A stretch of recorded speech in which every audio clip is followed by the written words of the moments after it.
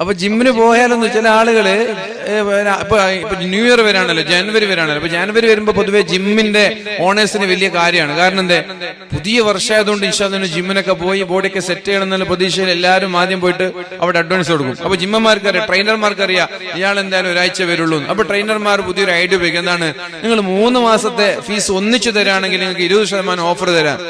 അത് ജനുവരി ഫെബ്രുവരി മാർച്ചിന് ഒന്നിച്ച് ഫീസ് കെട്ടാണെങ്കിൽ നിങ്ങൾക്ക് എന്താണ് 1 മാസത്തെ ഫീസ് കുറച്ചു തരാൻ, അല്ലെങ്കിൽ അഡ്വാൻസ് ഫീസ് നിങ്ങൾ കെട്ടണ്ട, അഡ്മിഷൻ ഫീസ് നിങ്ങൾ കെട്ടണ്ടെന്ന് പറയും.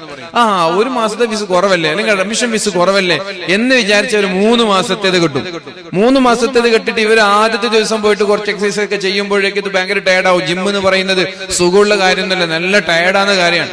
കാരണം എന്താ, പൈസ കൊടുത്തിട്ട് കസ്റ്റമർ അധ്വാനിക്കുന്ന സ്ഥലമാണ് ജിമ്മ്. മുതലാളിമാരിങ്ങനെ മുണ്ടാണ്ടിരിക്കും, അതാണ് ജിമ്മ്. മുതലാളിമാരിങ്ങനെ നോക്കിയിരിക്കും, പൈസ കൊടുത്തോണ്ട് പണിയെടുക്കും, അതാണ് ജിമ്മിന്റെ പ്രത്യേകത. അങ്ങനെയല്ലേ ജിമ്മ്? മുതലാളിമാരിങ്ങനെ പൈസ കൊടുത്തിട്ട് ഒരാൾ അധ്വാനിക്കുന്നത് ഇങ്ങനെ മുതലാളി ഇങ്ങനെ നോക്കിയിരിക്കുന്ന സിസ്റ്റത്തെയാണ് ജിമ്മ് എന്ന് പറയാം. അപ്പൊ ഇയാൾ 2-3 ദിവസമൊക്കെ അധ്വാനിച്ചിട്ട് പിന്നെ അടുക്ക് ഇങ്ങനെ കണ്ണാടി നോക്കി മസിൽസ് ഒക്കെ നോക്കി ഒന്നും കൂടുന്നില്ലല്ലോ എന്ന് തോന്നിയാല് ഒരാഴ്ച കഴിഞ്ഞ് ഇയാൾ മെല്ലെ എന്ത് ചെയ്യും, ഇയാളെ പണി നിർത്തും. മുതലാളിക്ക് ലാഭമായ 3 മാസത്തെ പൈസ കിട്ടിയോ, ഇത് മുതലാളിക്ക് അറിയാം. അങ്ങനെ എല്ലാ വർഷവും 3 മാസത്തെ ഫീസ് കൊടുക്കുന്ന ഒരുപാട് ആളുകളുണ്ട്. അപ്പൊ ജിമ്മിന് പോയാലൊന്നും വേറെ കുറയില്ല. വേറെ കുറയണമെങ്കിൽ എന്ത് വേണം, എത്ര കാലം കൊണ്ടാണോ ഈ വേറെ വികസിച്ചത് അത്ര കാലം ഫുഡ് കൺട്രോൾ തന്നെ ചെയ്യേണ്ടി വരും.